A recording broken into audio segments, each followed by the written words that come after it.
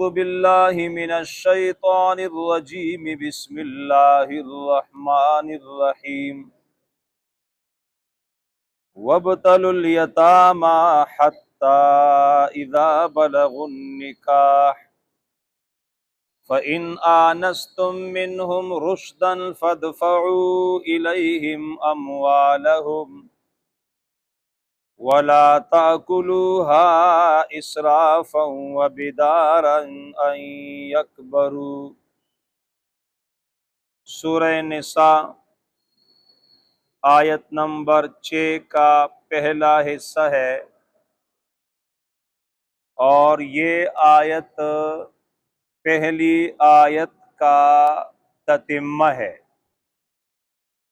گزشتہ آیت میں یتیموں کے متعلق بات مذکور تھی کہ وَلَا تُؤْتُوا السُّفَهَاءَ أَمْوَالَكُمْ، یتیم کم عقل ہو، بے وقوف ہو تو مال ان کے حوالے مت کرو۔ اب یہاں پر فرماتے ہیں کہ ان کو آزماؤ۔ وَابْتَلُوا، پہلی بات تو یہ ہے کہ آزماؤ الیتامیٰ، یتیموں کو، حتیٰ یہاں تک، اذا جب، بلغو پہنچ جائے، النکاح نکاح کے عمر کو، معنی یہ کہ بالغ ہو جائے۔ تو وابتلوا الیتامیٰ، آزماؤ یتیموں کو، معنی یہ ہے کہ ان کی تربیت کرو، کوئی چیز ان کے حوالے کر دو کہ جاؤ اس چیز کو بیچ دو۔ اب دیکھنا ہے کہ اس کے بیچنے کا انداز کیسا ہے۔ ایک چیز کی قیمت 2000 کی ہے اور اس نے جا کے 500 پر بیچ دی، پتہ چلا کہ سمجھدار نہیں ہے۔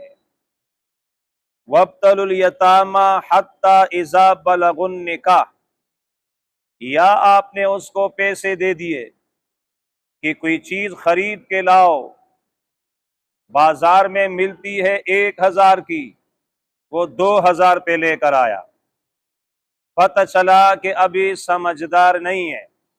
تو وابتلوا الیتامیٰ، یتیموں کو آزماؤ، حتیٰ یہاں تک، اذا جب، بلغو پہنچے، النکاح نکاح کے عمر کو، معنی بالغ ہو جائے۔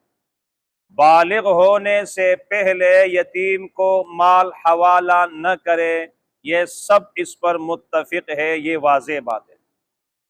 اور اذا بلغ النکاح، جب وہ نکاح کے عمر کو پہنچے، معنی بالغ ہو جائے، اور بالغ ہونا یہ تقاضا کرتا ہے نکاح کا، تو پھر اس کی عمر، امام ابو حنیفہ رحمہ اللہ فرماتے ہیں 18 سال کی عمر ہو۔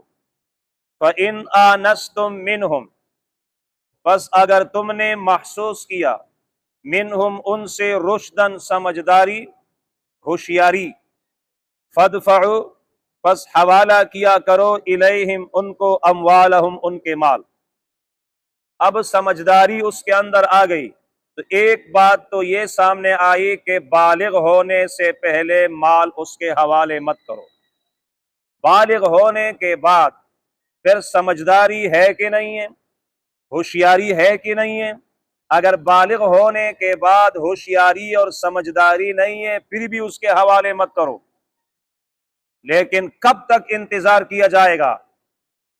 امام ابو حنیفہ رحمہ اللہ فرماتے ہیں کہ 25 سال تک انتظار کیا جائے گا۔ 25 سال کے بعد پھر سمجھداری ہو یا نہ ہو، مال اس کے حوالے کرو۔ ہاں، اگر ایک آدمی بالکل پاگل ہے، بالکل مجنون ہے، پھر تو مال اس کے حوالے نہ کیا جائے، بلکہ اس کی ضرورت کے مطابق اس پر خرچ کیا جائے۔ اب یہ 25 سال کی جو مدت ذکر کی گئی ہے، اس لیے کہ 25 سال کے عمر میں آدمی دادا بن سکتا ہے۔ بالغ ہو گیا، 12 سال میں شادی کر لی، 6 ماہ کم مدت ہے، اس میں بچہ پیدا ہو گیا، پھر اس کی عمر 12 سال ہو گئی، پھر جی اس کی شادی کر لی اور 6 ماہ میں اس کا بچہ پیدا ہو گیا، تو 25 سال کے بعد سمجھداری ہو یا نہ ہو مال اس کے حوالے کرو، اس لیے کہ مال یہ جب چلتا ہے اور جب یہ گردش کرتا ہے تو پھر اس میں فائدہ ہوتا ہے، کوئی اس سے فائدہ حاصل کر سکتا ہے۔ جب تم اس کے حوالے نہیں کرو گے مال کے اندر جمود آئے گا، یہ ایک جگہ پر پڑا رہے گا، تو لہٰذا 25 سال کی عمر میں پھر اس کے حوالے کرو۔ فَإِنْ آنَسْتُم مِّنْهُمْ رُشْدًا فَادْفَعُوا إِلَيْهِمْ أَمْوَالَهُمْ۔ آگے تیسری بات، وَلَا تَأْكُلُوهَا إِسْرَافًا۔ اب یتیم کا جو نگران ہے، متولی ہے، اس کو بتایا جا رہا ہے کہ مت کھاؤ یتیم کے مال کو اسرافاً، ضرورت سے زیادہ، وبداراً، اور حاجت سے پہلے، أَن يَكْبَرُوا، اس خطرے سے، اس خطرے کی وجہ سے کہ وہ بڑے ہو جائیں گے۔ معنی یہ ہے ایک آدمی ہے، اس کی پرورش میں یتیم ہے، اب اس کو پتہ ہے کہ جب یتیم بالغ ہو جائے گا اور یہ سمجھدار ہوگا، مال پھر اس کے حوالے کرنا ہے۔ اب یہ کہتے ہیں کہ 5 مہینے رہ گئے، اب 5 مہینے کے بعد یہ مال اس کے حوالے کرنا ہے، تو لہٰذا وہ جو نگران ہیں وہ اس مال کو، اگر اس کے لیے یتیم کے لیے 200 روپے کی ضرورت ہے تو وہ 300 لگاتا ہے، اگر 500 کی ضرورت ہے وہ 1000 لگاتا ہے۔